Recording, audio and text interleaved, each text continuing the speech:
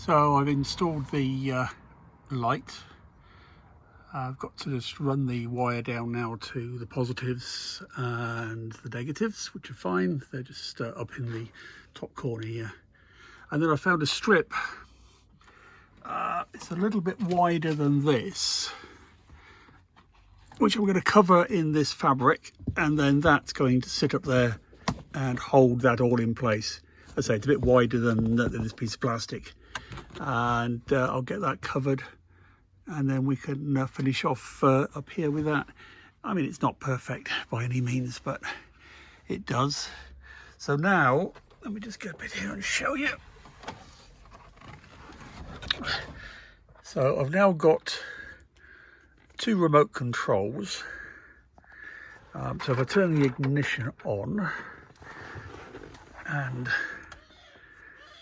wait for the head unit to start. Ooh, that was right there first time. There it is. Right, so this one over here, which is going to be mounted on here, that will switch the rear view camera on and off. It's not powered up at the moment. Just they're telling me there's no camera because there's no 12 volts at the back. But that's going to switch the camera for reversing and rear view as needed.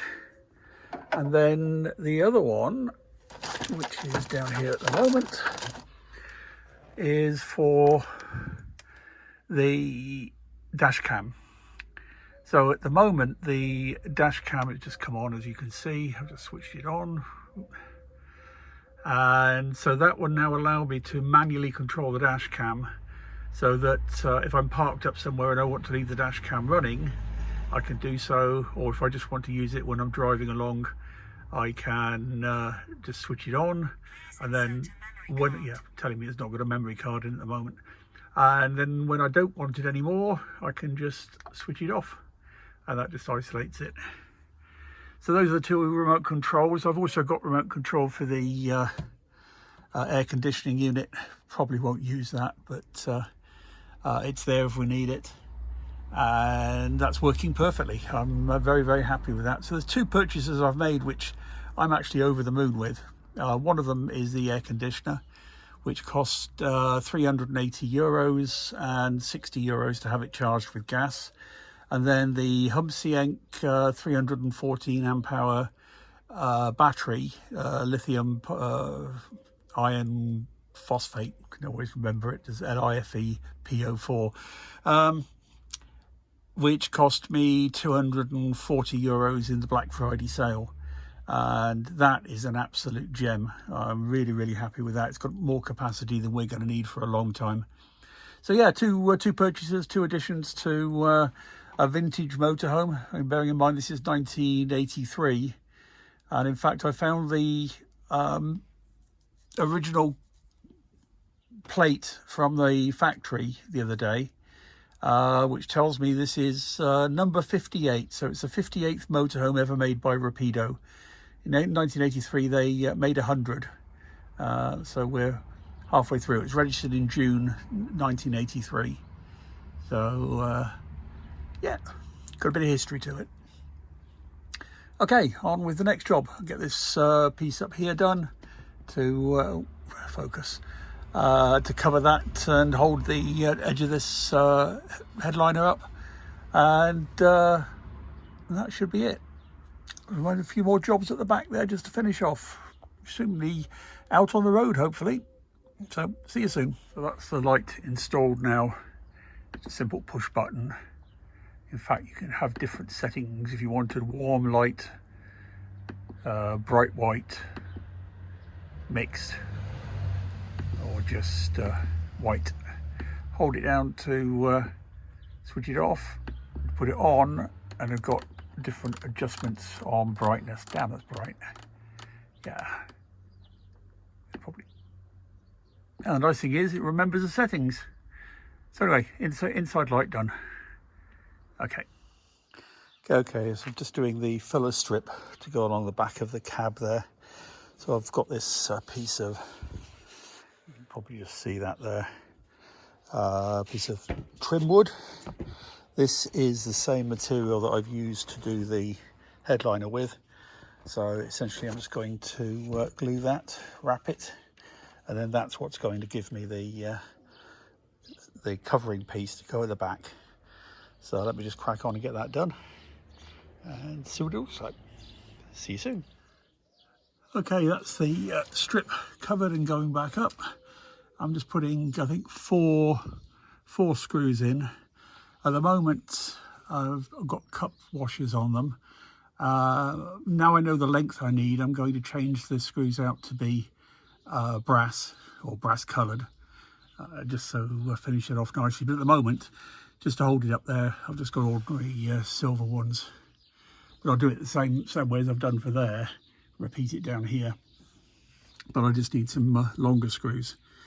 So they're just screwed in. There's a reinforcing bar that runs along the back. Oops, put some lights on. Running from the back along here, and so I'm able to drill through and screw. Now, you may remember that I've completely screwed up earlier on under here by drilling through and picking up the thread, picking up the fabric and bunching it all together and ruining it. What I've found is that if you put the drill on reverse, you can actually just push through the fabric here down to the metal, then switch it to forward to drill through the metal, and it doesn't pick up the fabric. Obviously won't work in all circumstances, but in this particular case it does.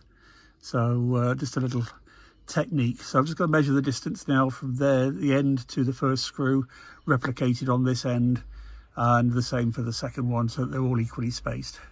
So that's the next job, just to finish this little job up. Okay, that's the strip all finished up there now. Looks a little bit neater. So now I'm going to do the, I don't know what that is on there. Ugh, it's sticky. Headlight, the sun visors. So these should go up. I'll put her mirror on there. So she's got an illuminated mirror which lights up. So that'll keep her happy. I've just got to find out where the holes are for it. So let's get them up. And that's another job to tick off the list. So back up on the roof again. So I had a slight problem getting continuous service from these 4 panels. Made an assumption. Oh shit. Sorry about that. You might have been wondering what the hell happened. I just reconnected the solar panels in the 4 parallel configuration, and that just happened. I just happened to look out from the side of the van and could see smoke, so I disconnected the solar panels immediately, came down here, and that was ablaze. And yeah, fortunately, we can't find it now. There it is there. I have a proper fire extinguisher.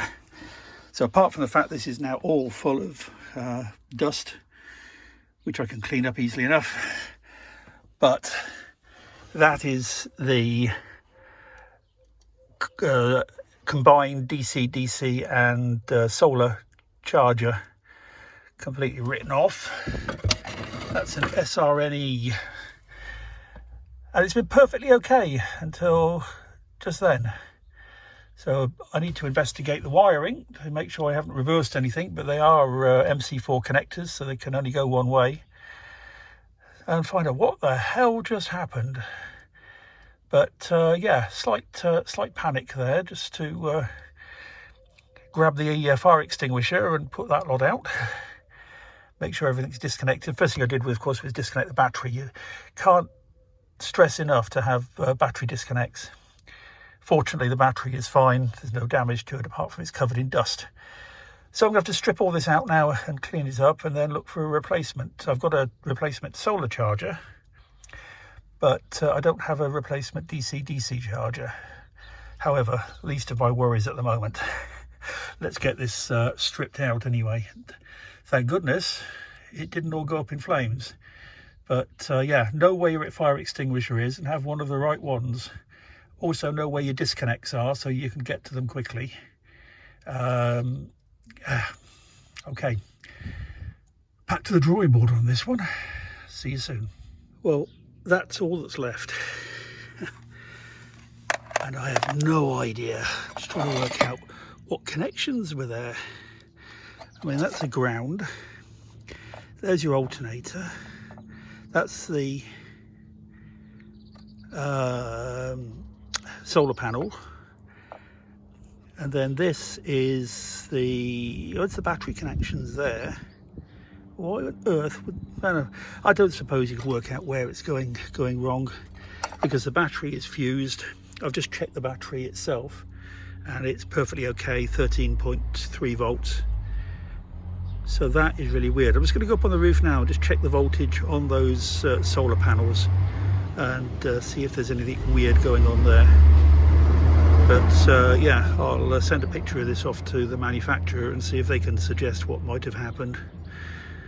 Whew, didn't need that kind of excitement today. It was going so well. So I had a good clean up in here, sorted everything out.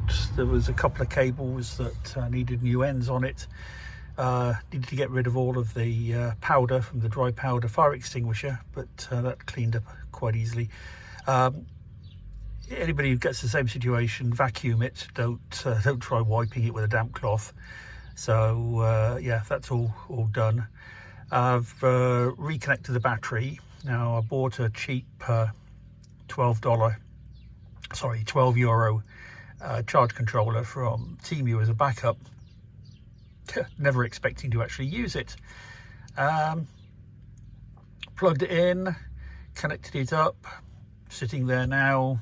I've just turned the solar panels off, and if I turn them back on, okay, it now detects them and we're charging. And I don't know what we are at the moment. Just have a quick look.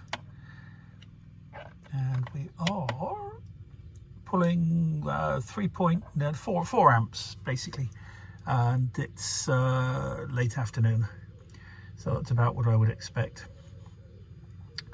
So yeah, so we seem to be back in working. Of course, I don't have a DC charger with this unit, so I'm going to buy a separate one. I don't think I'm going to go for the combined ones, but anybody who's got one of those combined SRNE chargers, I think there is a lesson to be learnt there. Don't leave it on when it's when you're not around, because that could literally have burnt the entire van down, and I would have been very unhappy at that point. Fortunately, we're still in one piece. We've got everything back. The battery wasn't harmed in any way, shape or form. There was no real damage to the inside of the van, but it was burning quite happily. But fortunately, the fire extinguisher is to hand. So lesson to everybody: fuses, circuit breakers and a fire extinguisher. Yeah, we should be good. Right, I'm going to leave it there and just tidy the rest of it up, put all the woodwork back together again, and hopefully we'll be okay for the future. Bye for now. Right, so a little bit of an update. This is the temporary charge controller. This is a Temu special, which everybody's been complaining about on Facebook, saying why trust something you buy from Temu for €9.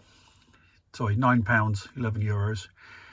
I seem to have seen versions of this in a lot of motorhomes, so I'm not sure what all the panic is about. But anyway, I got in touch with the company that supplied the original one, the one that burst into flames, and sent them all the video and the photographs and the serial number and everything else.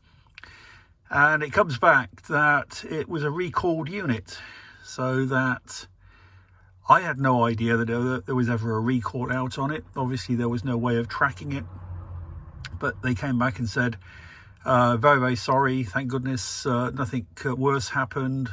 The unit was recalled. It had a known fault, which we obviously discovered, and would you like a brand new replacement, which they are sending to me. So I take my hats off to them. I will review the new unit when it comes in. It's going to be shipped hopefully today or tomorrow. Don't know how long it'll take to get here, but yeah, so it was nothing to do with me, nothing to do with anything that I've implemented or set up here. It was all to do with a faulty unit. So fortunately, nothing worse than a little bit of melted foam and a bit of scorching down at the bottom there on the wallpaper, and a lot of dust from the dry foam extinguisher. I'll have to pick up a new extinguisher, although it was only a quick squirt. It does now show that it needs to be replaced, so I'll have to put a new fire extinguisher in. I do have a second one, so I've got one in the front of the cab, and then I've got another one that will sit at the back. But anyway, all is good, and say a new one on its way, and there should be good to go from that point of view.